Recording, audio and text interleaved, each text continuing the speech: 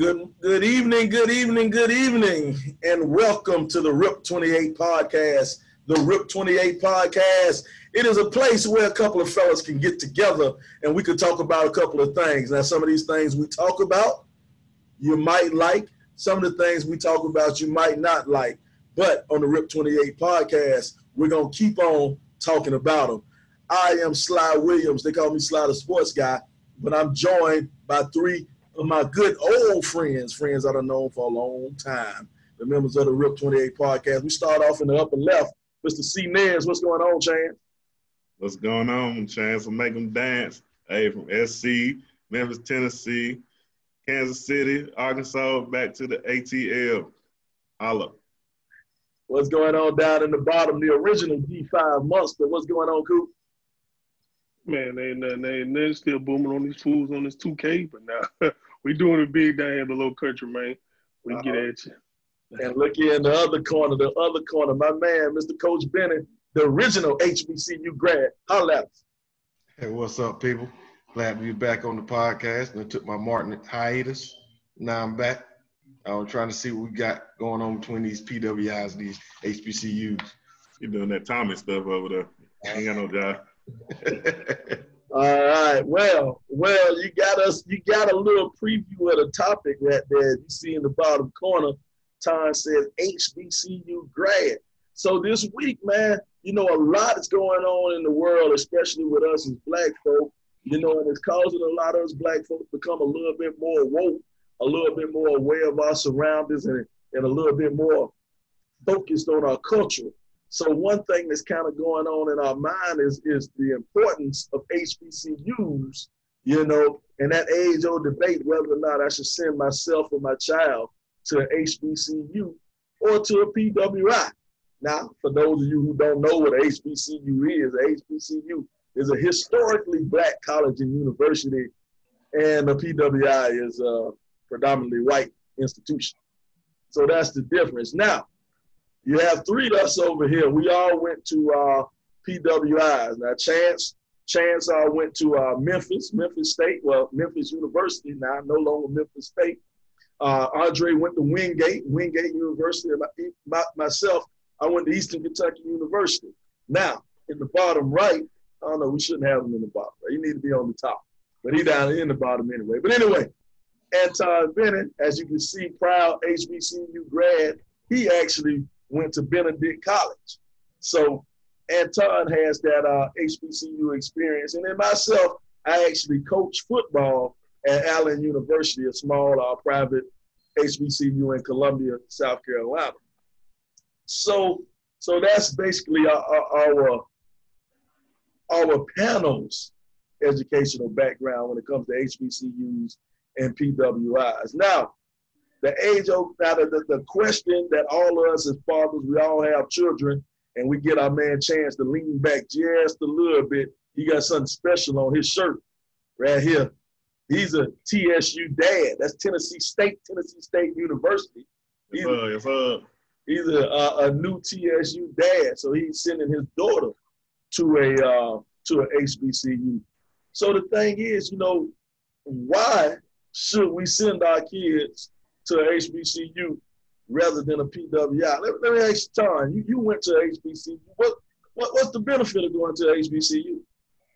Well, the HBCU is said to be a historically black college university. But the one thing I can say that the benefit was is being around your own and seeing that your own people are so much different. When, being in one group, you have your rich, you have your poor, you have your golf, you have your whatever in your own culture though. And you learn that. Going to a PWI, all black people are lumped together, put in a group saying this is your African-American community. At HBCU, all of this is your African-American community. It's not just lumped in one corner saying, you're a wealthy black or a poor black. It's a gamut of different cultures in the black community. And that's one of the benefits I got from going to HBCU. Now, see, that's interesting you say that now because like you said, we all kind of lumped together. Now, I went to EKU. EKU is a pretty big school. I think at one time, I don't know But I know when I was there, it was 16,000 people. That's a lot of kids, at a school. But it might have been 500 black people.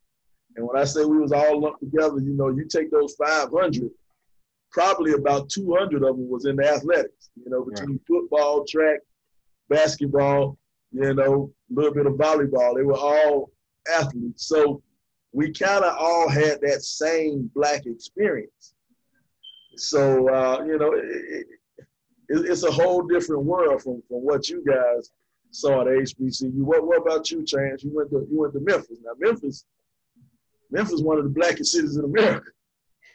Yeah, when Tom was talking about that, I was thinking the same thing. I was like, it predominantly white institution, but for the most part, I would beg to say at least 35-40% black probably. So I mean, we had all the fraternities, sororities, everything, and I mean, it was like his own little HBCU within the campus. But like Tom said, you did have a bunch of other races and stuff like that too. And I think kind of a little bit of difference from our school too. We didn't have all the dorm rooms as a usual college. We were kind of commuter school, so most people lived at home and drove in back and forth to school and stuff too. So that made it a little bit different. But me playing football, I hung around my football family for sure, and then end up being in a fraternity, Phi Beta Sigma Incorporated, Delta Nu chapter.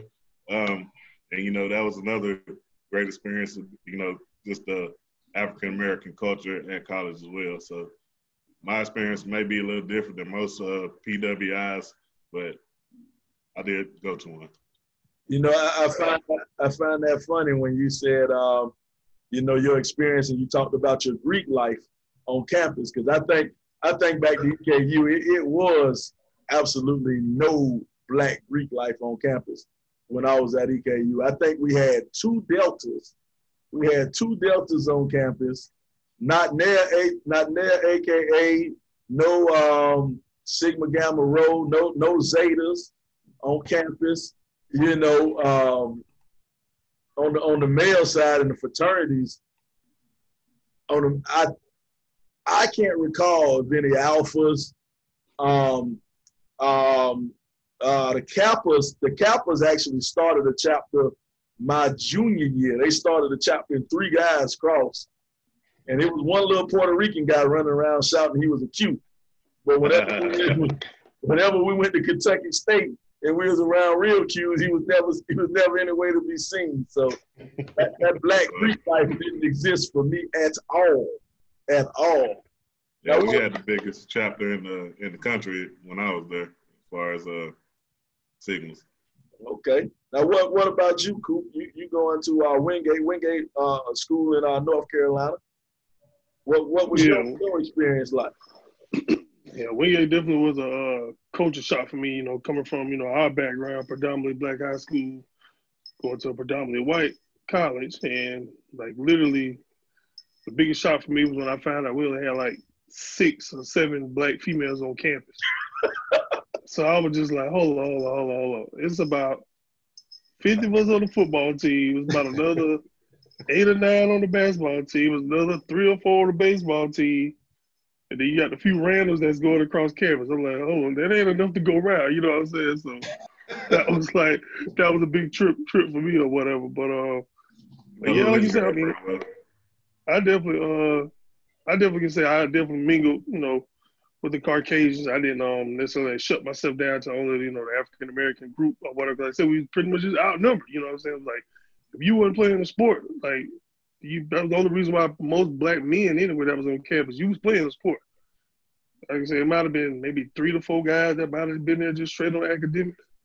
So of course my hand got kind of forced to hang out with, the Caucasians, do some of their things, kind of got my alcohol one-on-one from them. You know how they get down.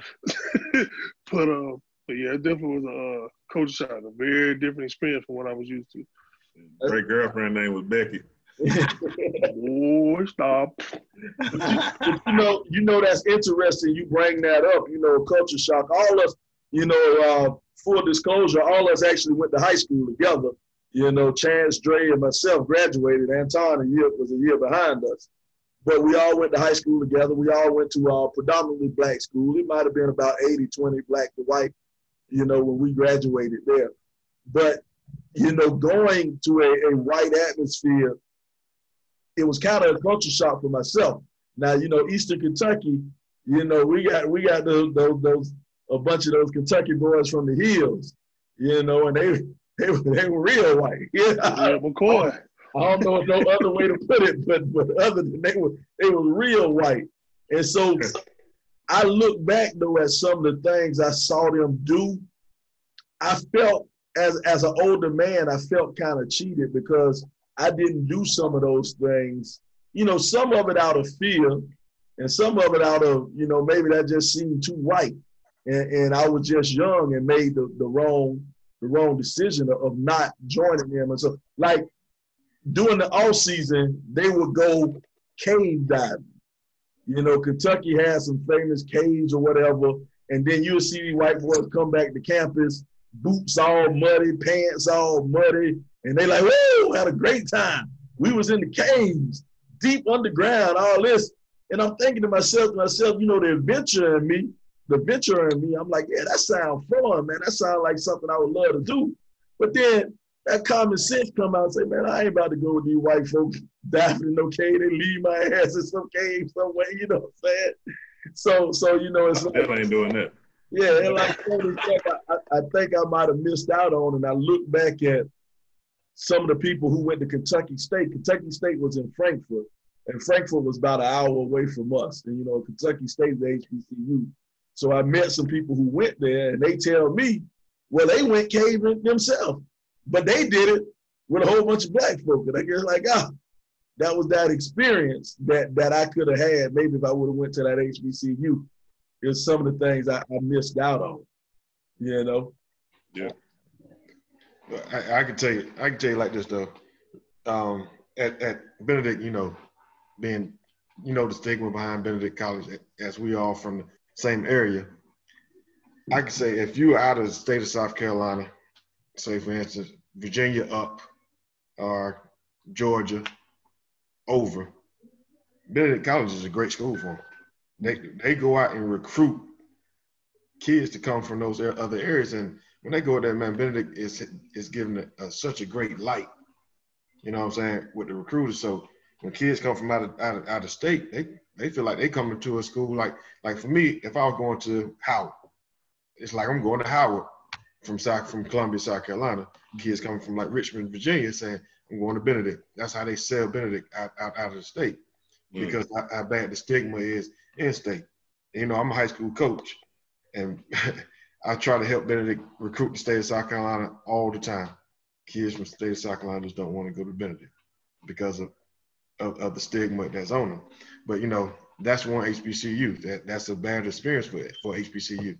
Just that negative impression that is given from a lot of media people, a lot of people who never step foot on to HBCU give their own opinions about HBCUs, not knowing what's really going on there. So, like, then you have the school like North Carolina A&T, Howard, FAMUs, and all those that are like the upper echelon of the HBCUs, and people would look down on them because of their thought process of a Benedict and the South Carolina State. You get what I'm saying about HBCU?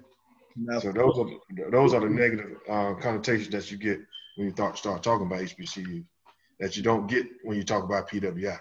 Now, full disclosure, Anton was contractually obligated to say FAMU. He had to say FAMU at least once, probably twice, because you see his wife in the background. She's a proud FAMU grad. So you know he had to mention FAMU at least once or twice, at least once or twice during the broadcast. Now something I'm interested in, Chance. You sent your daughter to a HBCU, Tennessee State. Tennessee State is kind of an interesting HBCU because they weren't in the MEAC or the SWAC conference when it comes to athletics. They were actually in my conference. I got to see Tennessee State a lot because they were in the Ohio Valley Conference. They're in the Ohio Valley Conference. So Tennessee State actually, you know, didn't play games against, you know, against black colleges and stuff like that. And so, but what was your mentality? You and your wife both graduated from Memphis. Both of you guys were athletes at Memphis. What was you guys' thought process when you said, okay, I want to give my daughter the okay, or I encourage my daughter to go to Tennessee State? Or did you encourage her to go to Tennessee State? First and foremost, she got a full academic scholarship, so we ain't had to pay to go there. So that's number one for sure. Hey, it was free school, and we was all about it. We got a lot of friends and stuff that live in the Nashville area that can look after her. And then, you know, you start breaking down, you know, going to an HBCU. Other than y'all three guys, y'all still stay close to home, you know, Georgia, South Carolina. I'm in Arkansas, and she pretty much goes to a PWI high school. So, I mean, she needed to learn, you know, some of her culture and all that stuff in college. So we was all about it. And that offer came through when she applied for that. And I think the biggest thing is seeing other Black people that had the same goals or better goals, or, you know, everybody trying to move in that same direction at that same school. You know, you got everybody there. A lot of the teachers are African-American. You know, you build these relationships with people who are trying to better themselves instead of, you know, where I am. A lot of the Black people aren't, you know, real ambitious, to say the least. So it's like, all you see is rich, successful white people in my area, not a whole bunch of successful Black people. And going to Tennessee State, she gets to see that other side of the spectrum, that it is a lot of us that's trying to do good things and trying to make a difference in this world. So I was really encouraged that she wanted to go there. And then, you know, of course, I pushed it. Now that's interesting, you know, that she would choose that school. Now Dre, and you brought up a good point that she went to a predominantly white high school. She went to a predominantly white high school, so you kind of felt it was good for her to get her culture by going to a black college. Now Dre has the youngest. Dre has a baby. You know, your little baby probably what 8 months, a year? Yeah, 9. That's on 9 months now. Yeah, 9 months. So how does this thought process? You hear stuff from Chance and you hear stuff from Anton going. Does it enter your mind this early about sending your daughter to HBCU? Well, I mean, it's definitely gonna be a part of everything because my wife graduated from Claflin University.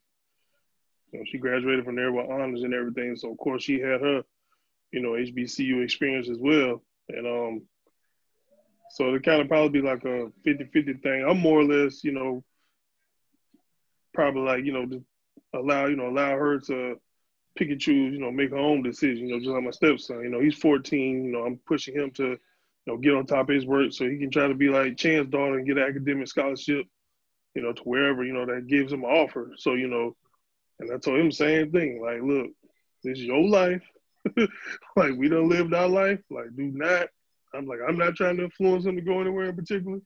You know, I hope his mom don't try to influence him as well, because I'm just like, you know, I'm big on, I guess, pro-choice. Like, you make your own decision at the end of the day, therefore you can't look back and regret, you know, the decision that you made. Mm-hmm, mm-hmm. Now, one thing I also want to talk about, now we're all athletes. We're all athletes. All of us went to college, you know, played the sport in college.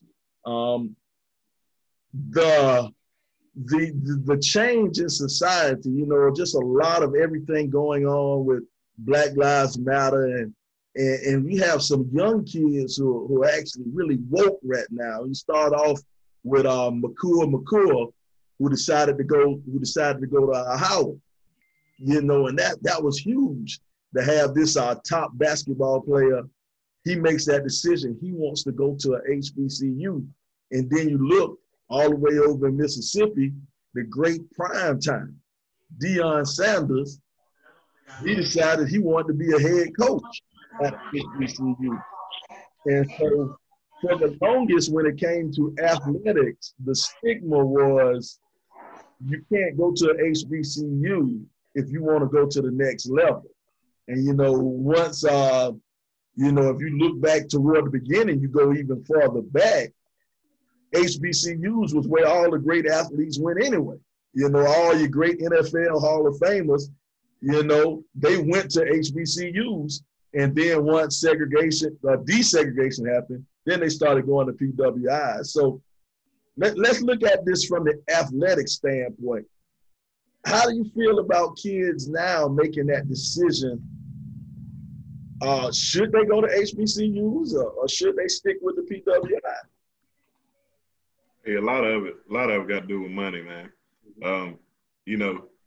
Especially back in the day, they was really paying these people to go to their schools, them predominantly white institutions. So they had way more money to pay their kid, pay this kid, buy his mama a house. They living in the hood, but they trying to get up out of. They gonna make a business decision on what school they gonna go to. So they were like, hey, I might want to go to this hometown HBCU, but they gonna give me $500,000 to come to this school. I don't know the exact amount of money because I didn't get no money when I went to school. So, but I know it did happen, and it's probably still happening to some degree right now.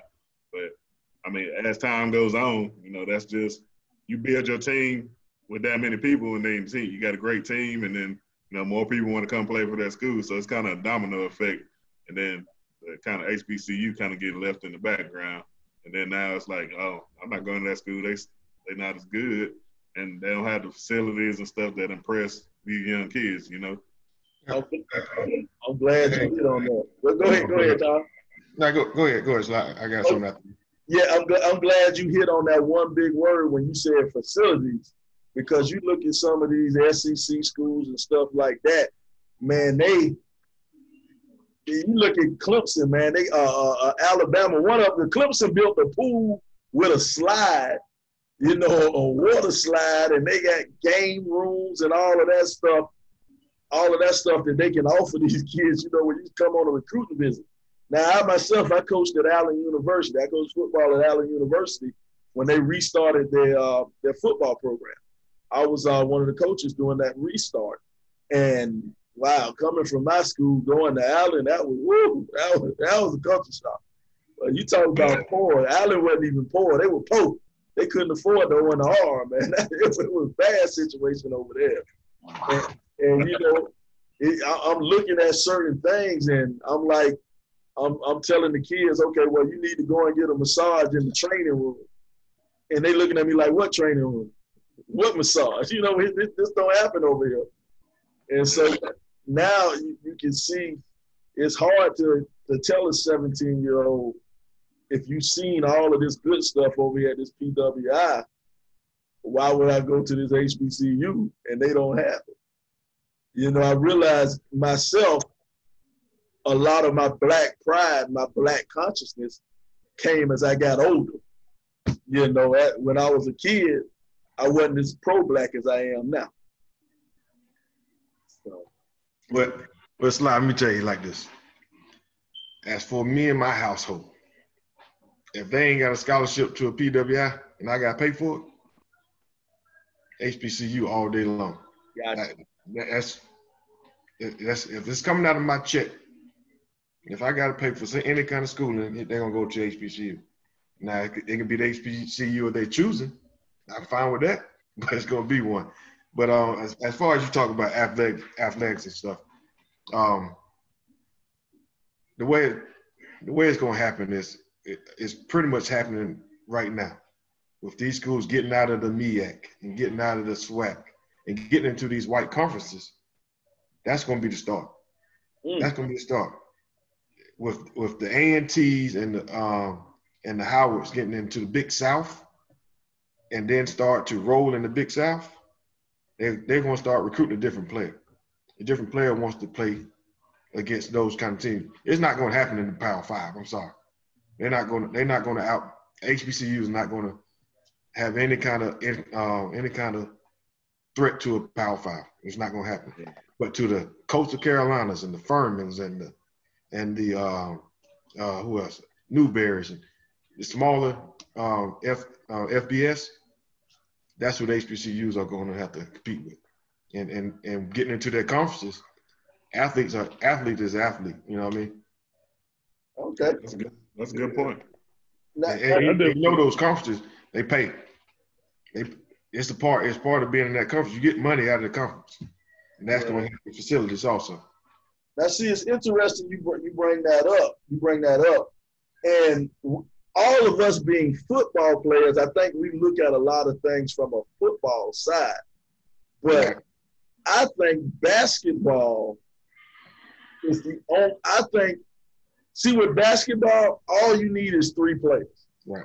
If you had 3 of the top 10 players in high school said, all right, we one and done. We only going to be in college for a year.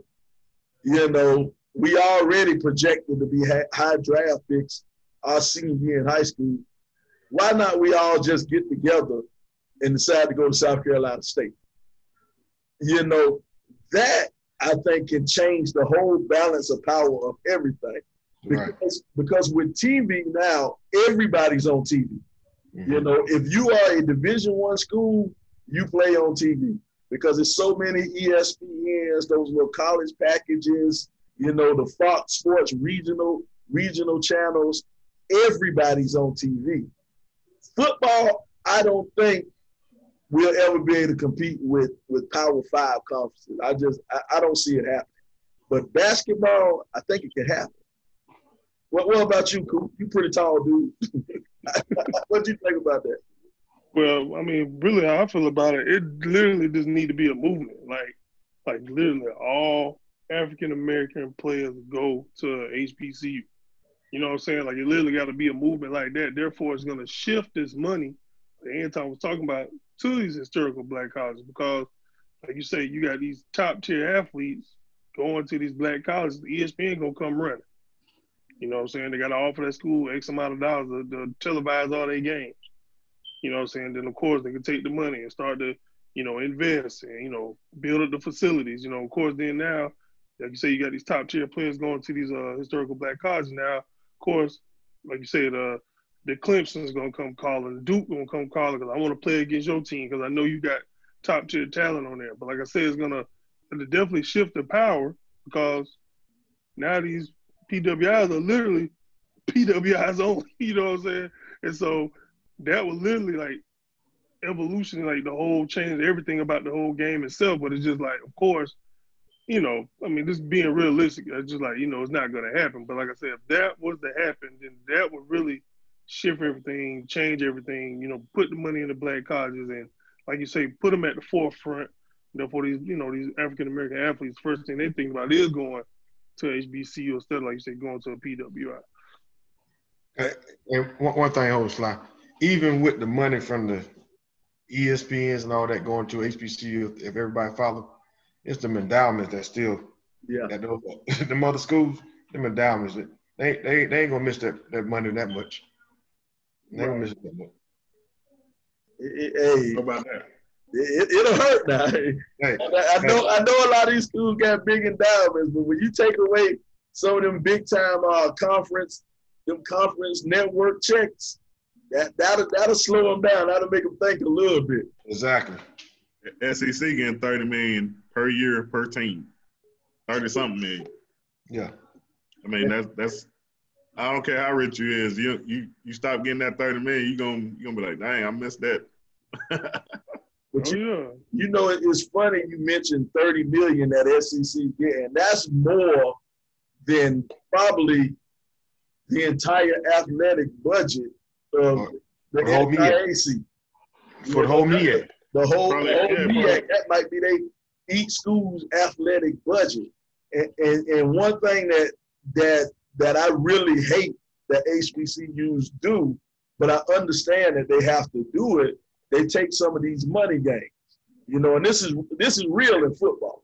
This is really, I look at Savannah State. Savannah State, this was about 5-6 years ago. They went and played Florida State, then they went and played Oklahoma State. Florida State paid them $900,000 to play, and Oklahoma State gave them $1.2 million to play. They made $2.1 million in 2 games.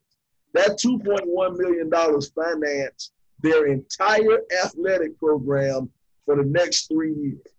You know, now, on the field, they got their ass mollywop. They got mollywop 2 weeks in a row. I'm talking about it was so ugly on sport. I remember one time when FAMU played Miami. Every time I watched on Sports Center, every time Miami scored, they played a highlight from FAMU band at halftime. That, that was the type of ass whipping that was handed out to Post-Savannah State. But they had to take it. They had to take it. They needed that money. Yeah. So that's sacrificial lambs. Mm-hmm. And that's one thing I wish that Dre, they're talking about this TV money. See what happens with these TV deals like the SEC network, the Big Ten network, even BYU have their own network. You know, they get X amount of dollars from ESPN. I don't know the number, but let's just say ESPN give the SEC $500 million to have. They have first right of refusal for every game that's played in the SEC. ESPN has first right of refusal for it because they paid that $500 million. Now, if you get all this black talent, and I'm saying on the basketball side, because football is hard. Football, you need so many players. Basketball, you don't need that many players. But let's just imagine you get all this black talent and they stay in the MEAC, whether it be South Carolina State, Chopping State, whoever. Well, FAM going to the SWAC. But anyway, you stay in this one conference. Now the MEAC has some leverage. The MEAC can go to ESPN and say, look, if you want to have the MEAC television network, it's going to cost you $500 million. Now, imagine that if the MEAC get $500 million to divide between all their schools. It's a trickle. Yeah. See, everything gets better. Now, all the facilities get better. As a matter of fact, when Dion got hired at Jackson State, one of the first things he said was, we're building a new athletic facility. We're trying to get a new stadium. Jackson State plays in they don't have their own stadium. They play in a city stadium. They play in a municipal stadium that's owned by the city. And the city wants to tear that stadium down because it's prime real estate. So now Jackson State needs their own stadium. So imagine you got that big ESPN contract, and your cut for the ESPN contract is that $30 million a year. So that's my thing. It can happen, but it has, in my opinion, it has to happen with basketball. When we talk the sports side, it has to happen with basketball. So yeah, I mean, I'd say this. It ain't necessarily to bash HBCUs or whatever. It's just more or less like a couple years ago. I went to go see it was North Carolina A&T versus Grambling for the championship in Atlanta. And like you say, we played football. Eat, sleep, and die football. You know what I'm saying? And it's like watching that game. From my perspective, it's just like wow. Like literally, Grambling's coming out here, just going 5 wide. And the quarterback is just dropping back, letting the receivers just run around till he find him a lane and he darts out. You know what I'm saying? I'm like, this is literally their offense. 5 wide, y'all go run around the field. I'm going to find me a lane and get me 6, 7, 8 yards. You know what I'm saying? So I'm like, wow, like y'all offense is that basic. Then I turn around and I'm looking at A&T and I'm like, okay, y'all got wide receivers running routes on top of each other. It's like their running back was pretty much their star player. So of course they would hand him the ball and he would, do his thing, get some yards or whatever the case may be. And it was just like, from my perspective, you the starting running back for Chicago now, Tyreek. Right. Yeah. All right, go ahead. My bad. So I'm just looking like to sit up here and to watch this. Never seen neither team play, and I'm like, I done figured out both y'all offense. Within the first quarter. It's just like, come on, y'all got to put a better product on the field. You know what I'm saying? It's like that all come back to money, Dre. If they coach making $50,000 a year, I'm gonna go coach at Tennessee or Alabama somewhere and get me a million, at least 900,000 or so. You ain't gonna get the best coaches I mean, there are some, don't get me wrong, but you're not gonna get the best quality of coach there. And then especially the assistant coaches. That's where the difference is for sure. Probably the head coach make good a little bit of money, but the assistant coaches probably making as much as people, high school coaches who are teachers and coaches too. So Yeah. I know a couple of them that, they ain't making very much cheese, and you gotta make those decisions, those life decisions when you're an adult like that. You got a family you gotta take care of. Yeah, I can say this. Man. I probably make about $3,000 less than what an assistant coach at Benedict making right now, and I'm coaching high school football. You know what I'm saying? And that's real. I'm an assistant coach in a high school football team, and I'm probably about $3,000 less than what, because I know a lot of them cats too, man, and they got other jobs. Some of them drive for Enterprise. Got a lot of different little jobs they do just to make the ends meet, but at the same time, they are getting that experience though. A lot of them cats, a lot of them are younger. They try and pursue different avenues, because I know one of the coaches from South Carolina State, defense back coach. He was one of the guys recruited my school a lot. Now he's at the University of Kansas. From South Carolina State to the University of Kansas. Now he's in the Power 5, just like that. Like you said, they get their start there, and then where they go, Power 5. Yeah, they don't stay there. The money. It's the money always. Oh yeah, I mean that's a big reason why you're not gonna see the quality of coaching at HBCU. That's why I'm saying. Some HBCU. That's why I'm saying it's not even that you're not gonna get the quality. He's a quality coach. He wouldn't be at Kansas right now if he was a quality coach. For sure. You know what I'm saying? He just went for the money though. But the problem is though, he's a quality coach. Just like you said, he is a quality coach. But we losing him. Yeah, you're losing him. Quality coaches, because somebody else paid. So whoever replaced him ain't a quality coach yet. You know what I'm saying? The guy there, he ain't a quality coach yet. And when he becomes a quality coach, somebody gonna come get him. Somebody gonna come and get him. And what they need to do is, you see that quality coach, you make him a head coach in a HBCU somewhere instead of letting him get away to be assistant coach at a Power 5 or a D1 somewhere. Yeah, that's why I say too though. Definitely make him a head coach somewhere, coordinator somewhere in the HBCU. Yeah. But then he gonna be like, "Well, shit, that's not enough money." Right. I mean, like you said, of course, a coach's dream pretty much just like a player's dream. The dream is to get to the NFL. So it's like, how many coaches can I say, like you say, made it from an HBCU sideline to, pro team, you know what I'm saying? So, like you say, the route was kind of built for them to go to a PWI, you know what I'm saying, to reposition themselves, to get that notoriety and then, move on to the next level. Right. In case our listeners are wondering, if we're all ex-athletes. So it's funny how this conversation kind of shifted to the athletic side. But it's all because we are athletes. I won't say ex-athletes. You're never ex-athlete. I'm gonna always be forever a Division I athlete. Forever. Got one good play in me. That's about it, bro. Give me one good play, then it's off to the sideline for the rest of the month, probably. Give me a big bath. But before we get out of here, man, it's one issue that I want Tom to kind of talk about as an HBCU, and us three we can talk about also as going to PWIs.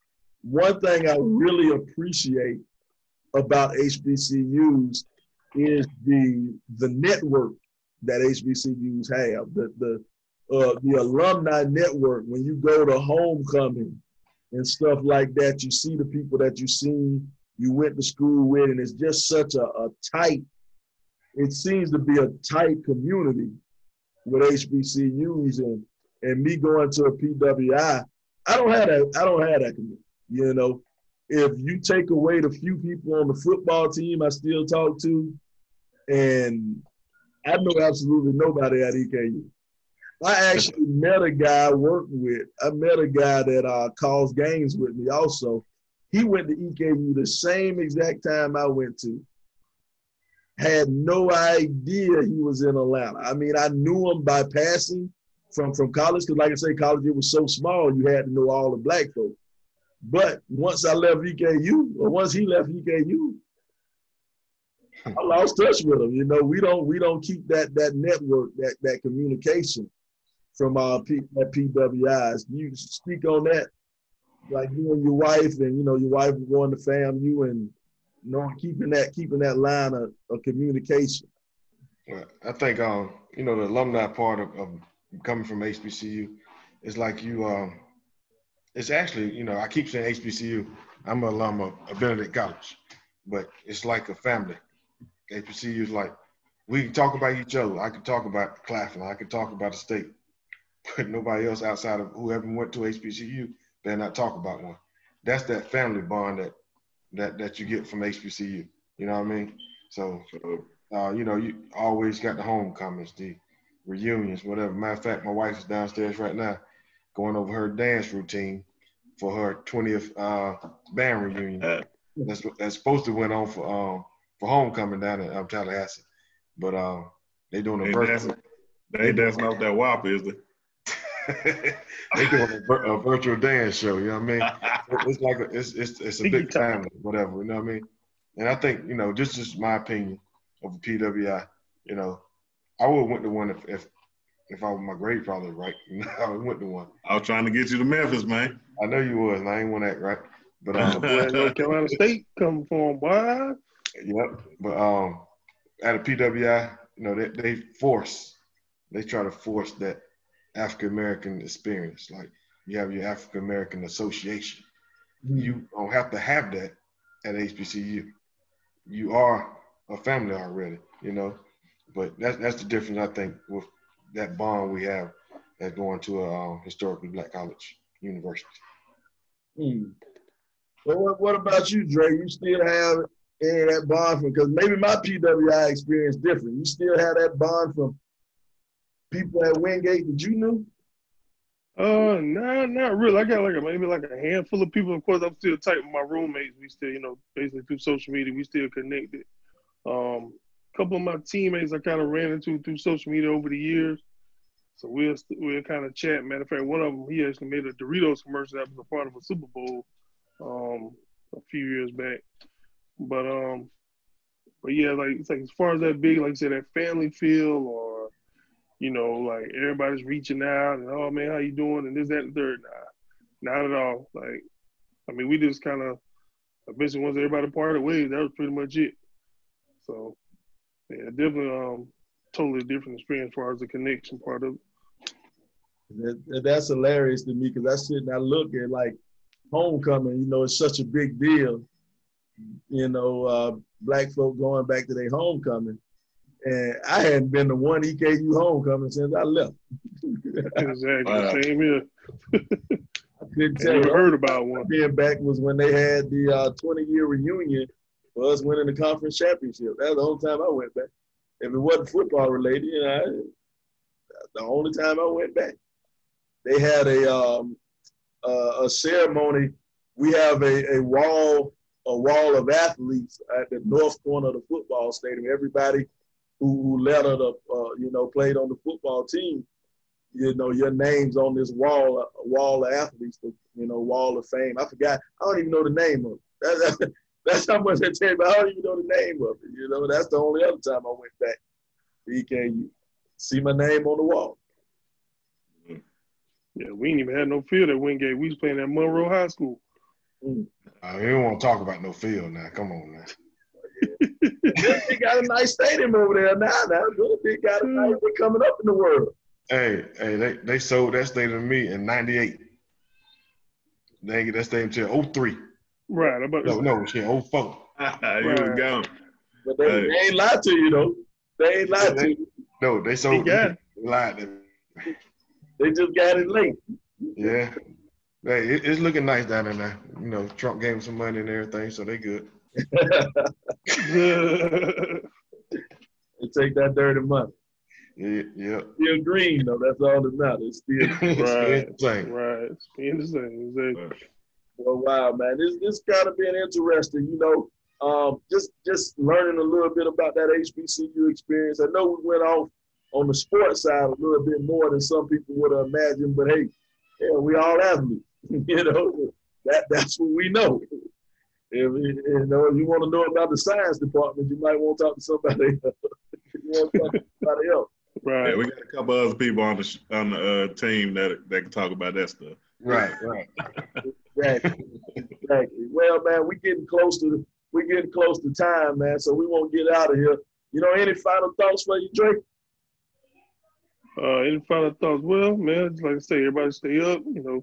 Stay corona free. And as far as going to these PWIs and the HBCUs, man, at the end of the day, gotta take the money wherever the money at. Because at the end of the day, you don't want no student loan coming back to haunt you, hitting you in the head for, they ain't on APR and you paying back for years on end and all this other stuff. So get your money. That's all I can tell you. And what about you, Chance? All right, I got two quick things. For one, the homecoming experience at Memphis is excellent. We have a great time every year. Me and my wife go every year. We kick it, and when I was playing, we weren't real good, but they got a real good squad now, so we usually come out with a W. And then the second thing I'm talking about is HBCUs. We didn't talk about their bands.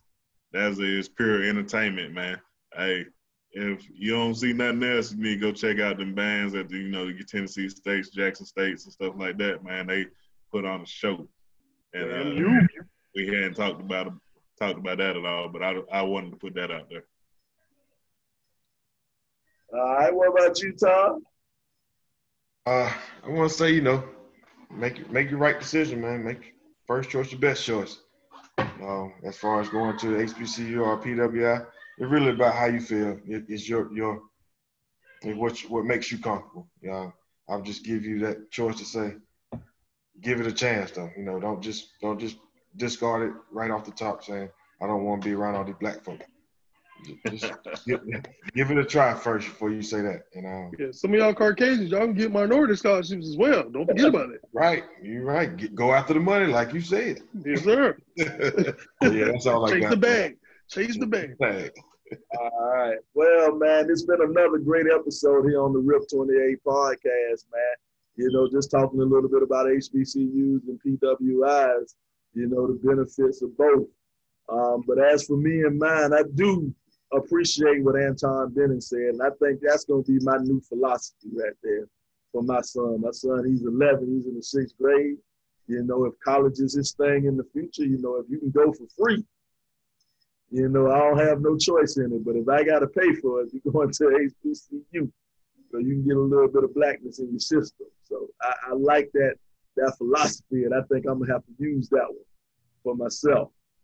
But I want to thank all our viewers for checking us out on the RIP 28 podcast. And I want to make sure, let everybody know, and everybody know well, if you want to follow us or you want to, I'm getting all tongue-tied. Follow us, make sure that you subscribe to us. Make sure you subscribe on the YouTube, on our YouTube page. Click that subscribe button. If you want to follow us, you can follow us on Twitter at the RIP 28 podcast, and you can follow us on Facebook at RIP 28, Instagram RIP 28 podcast. We're on SoundCloud. Make sure you check us out. Make sure you check us out on all your streaming platforms at the RIP 28 podcast. Well, it has been a great time, a great moment for all of us. We've enjoyed it. I've enjoyed you all being here. We're going to get out of here with a little bit of music from Hero called Freedom. This is our theme song. We'll see you next week here on the RIP 28 podcast. That boy bombing too.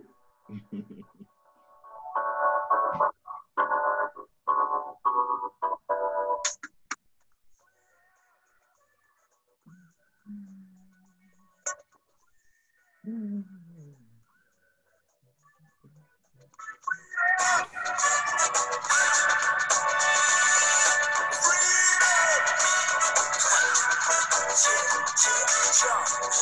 and gentlemen, if you into me, hope you understand I am not your enemy, nor will I pretend to be.